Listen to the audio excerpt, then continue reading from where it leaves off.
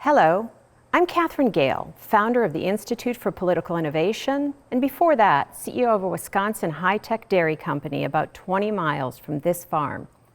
I'm speaking here because it's around the corner from where I grew up and because Wisconsin has, more than once, been the birthplace of transformative political innovation. Convention speeches are easy venues for politicians to declare that America's best days are just ahead of us, despite evidence to the contrary for far too many Americans. I'm not a politician. I was recently asked whether our best days are ahead of us, and yes, there absolutely is a road to best days ahead. But that's not the road we're on. And no matter who wins on November 3rd, we won't be on that road.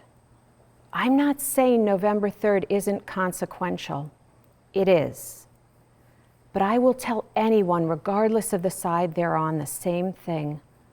No matter who is elected president on November 3rd, we won't be on a trajectory to our very brightest days ahead. Because on November 4th, the political system that's breaking our republic, that's breaking us in two, will remain. It's easy not to really see it, this political system that surrounds us. So let me retell an old story about two young fish. The young fish are swimming along and they meet an older fish who nods politely, saying, "Morning, boys, how's the water?" The two young fish keep swimming, but eventually one of them looks to the other and says, "What the hell is water?" The point is that it's easy to forget that what surrounds us is only normal because it's what we know. Our political system is to us like water to the fish. We complain about it, but we still think it's normal, that this dysfunction is to be expected. We think it's normal that bipartisan action in Congress only occurs when there's a crisis and both sides agree to pass the cost to future generations. We think it's normal that campaign finance rules let you donate $3.2 million to Republicans and Democrats during any two-year election cycle, but only $5,400 to a congressional candidate running as an independent.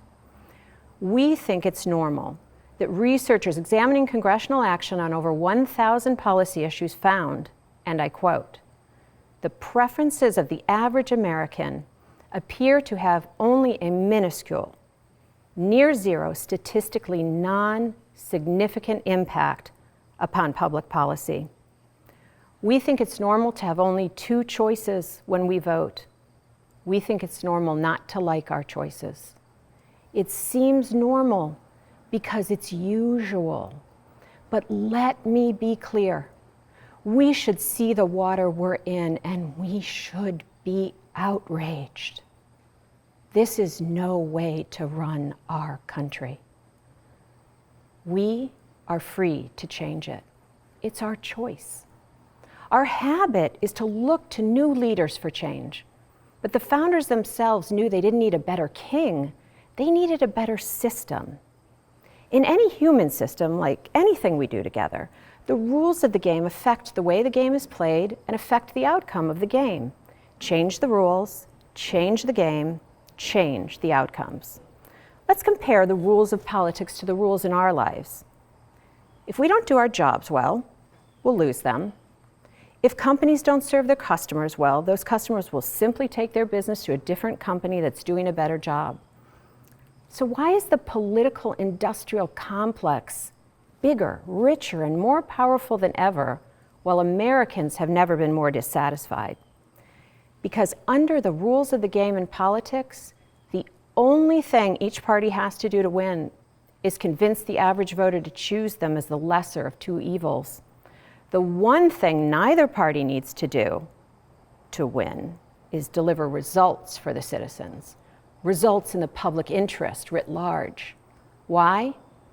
Because the voter only has two choices, and no matter how dissatisfied you are, you still likely prefer what your side claims to stand for than what the one other side says they're for. In any industry as powerful and as lucrative as the politics industry, with this much customer dissatisfaction and only two companies, some enterprising American would see it as a phenomenal business opportunity and create a new competitor to give the customer what they want. But that doesn't happen in politics because the two parties, this duopoly, work very well together behind the scenes in one particular way: to rig the rules of the game to protect themselves jointly from new competition.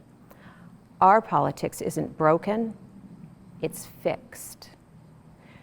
To be clear, I don't believe our problems are caused by the conservatives or the liberals or the existence of parties or even having just two parties with any power. The problem is that the current two are guaranteed to remain the only two, regardless of what they do or don't do on behalf of our country. And senators and representatives are, many of them, as much a prisoner of the dysfunctional system as we are. Their only option is lockstep allegiance to their side. In the land of the free, they don't even have the freedom to work across the aisle, to find together the best way forward. That, my fellow Americans, is profoundly un-American. And yet, most of us are still in love with America, with being American, with the possibility of these United States of America, imperfect yet striving. What should we do with this love of our breaking country? Let's put it to work. In 1854, when neither the Whigs nor the Democrats were addressing the sin of slavery, a small group of Americans who knew what needed to be done didn't resolve to take over or take back or burn down either of the two broken parties. They instead took the most American of roads, a new one. 75 miles from here, in a one-room schoolhouse in Ripon, Wisconsin, they founded the Republican Party. Maybe that's your road, leaving this convention. But whatever direction you ultimately choose, I invite you to start with the system, to make sure the bedrock of our democracy on which you build is healthy, strong. Let's make sure your vision and the principled visions of others have a fighting chance to make their case to the American people and deliver on their promises. To achieve that, we must change our dysfunctional election system, which brings us right to founding principles, to our Constitution.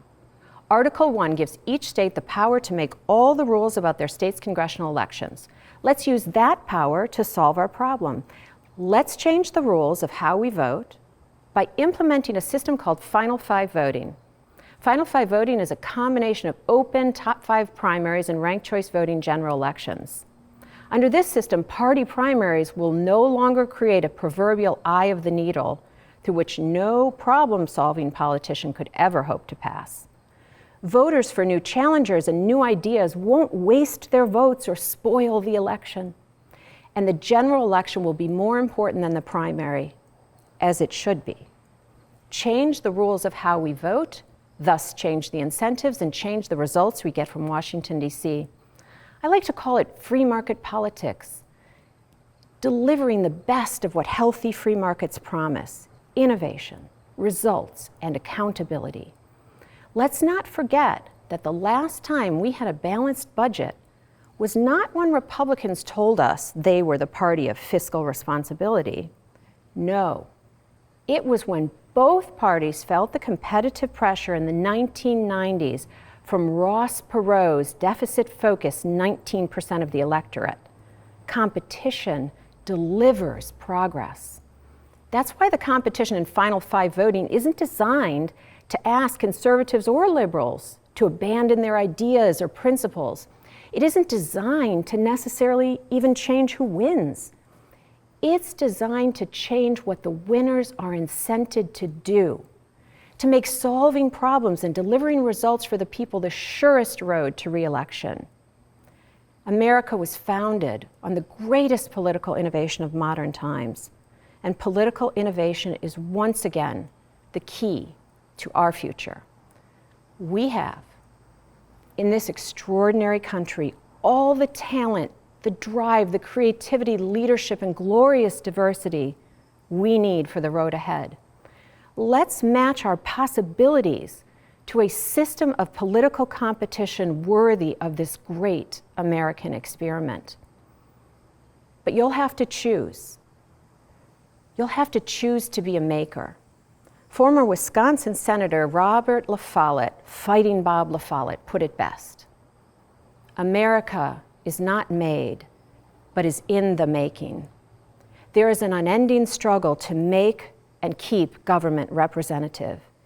Mere passive citizenship is not enough. Men must be aggressive for what is right if government is to be saved from those who are aggressive for what is wrong. Let's choose together to be makers. Let's take the power the Constitution gives us, change how we vote for Congress, and start down that road to America's brightest days ahead for all Americans, coast to coast. Thank you.